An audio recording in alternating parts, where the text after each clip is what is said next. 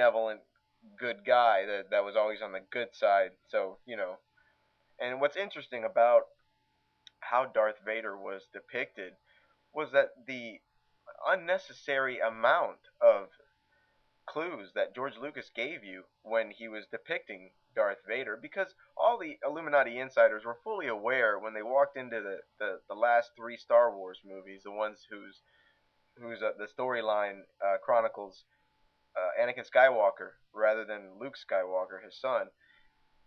He gave way too many clues. All the Illuminati insiders knew that Anakin Skywalker was actually Jesus Christ. There was no good reason at all to have put so many connecting points between Anakin Skywalker and Jesus. There was just no good reason to do that.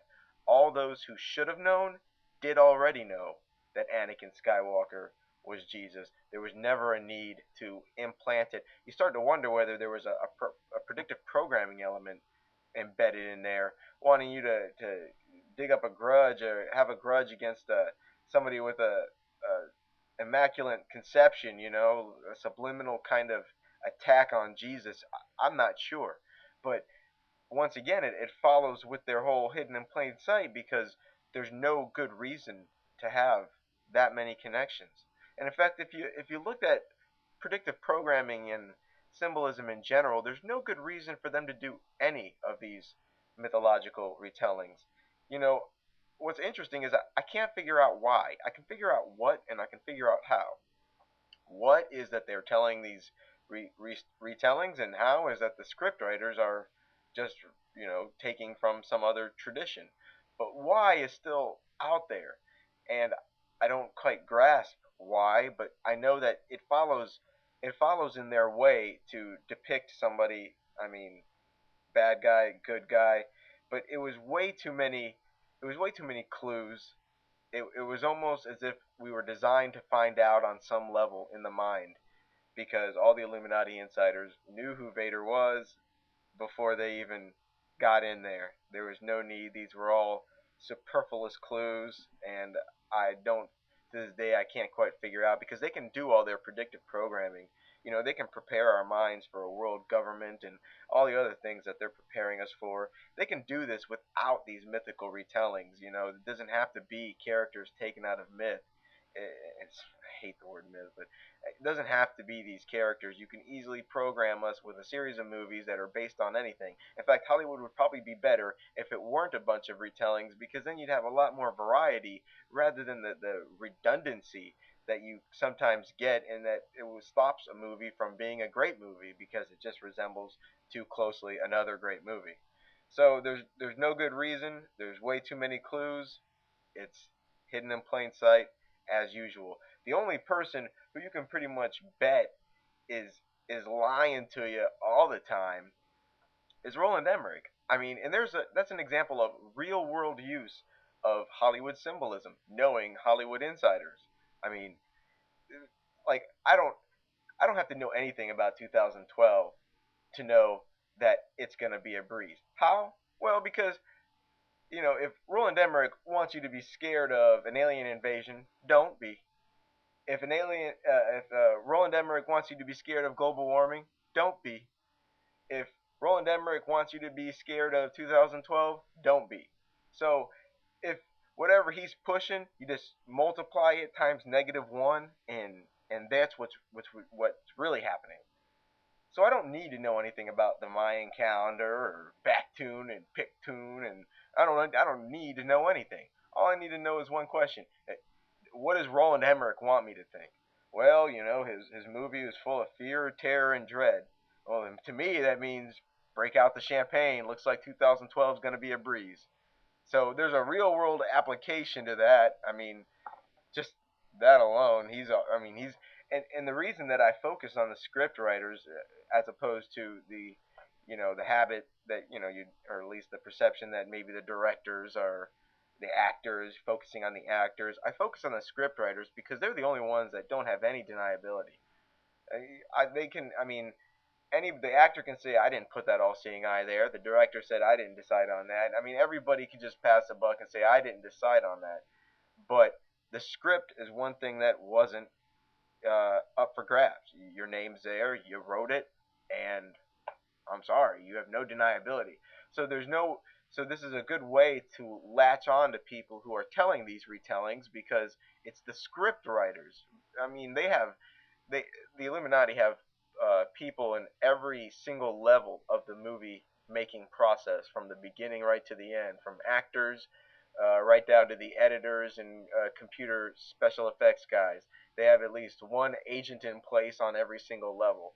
But the only ones who don't have the deniability at all are the script writers, and that's fine by me, because that's who I'm following anyways. And like I said, I have no clue why they insist on retelling these stories. They simply can't help themselves, and it's beyond me. But you should know that, like, where I get some of my information from is not just a bunch of picking apart of movies. I could show you more movie connections, but you should know that where I get my information from is usually from black magic, say slash satanic texts slash Illuminati, you know, literature.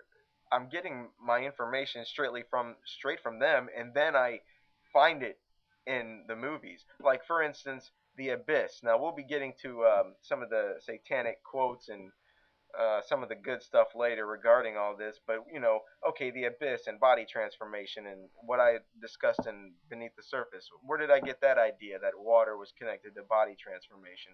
Well, firstly, it came from their own sources, and we'll definitely get into those sources later on. But that symbolism, I could have went into even deeper. Like okay, in Beneath the Surface, I covered The Crow 2, City of Angels, right?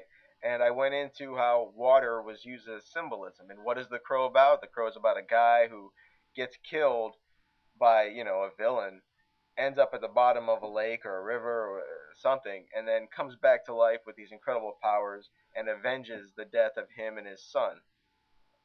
And if you look at movies like The Spirit, it's the exact same thing. But it's not just the exact same hero, it's the exact same villain. I mean, take a look at these two guys. They both got the that black ink around their eyes, They're both interested in getting their hands on blood so that they can reach godhood. In The Crow, it was the blood of the crow, but in The Spirit, it was the blood of Hercules. What are you? I'm your shadow, Ash. Every angel's got a devil. I've tasted the blood of the crow and taken your power. Now, the greatest of them all was Heracles. And we found his ass. Well, his blood anyway. He left some blood around. And we know where it is. And that's the missing link between science and magic. Now, once Heracles' blood mixes with Octopus's formula... I become a god.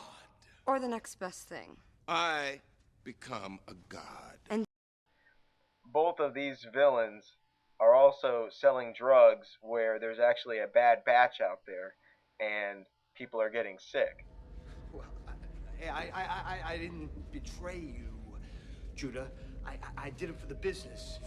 I mean, this last batch of yours, it was bad.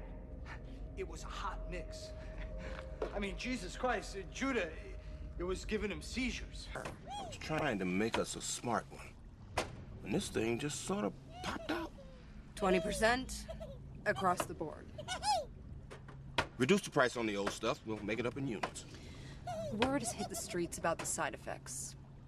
No one likes having their teeth turned into graham crackers. How could I get anything? And, like I said, what is The Spirit about? Oh, nothing. It's just, about a guy who dies and comes back to life and has special abilities and is unkillable and goes out to take down the villain, I'm sure you're rushing out right now because you've never heard that storyline, and I'm sure you're absolutely intrigued and you're probably pausing the video. But it's the same hero, the same villain,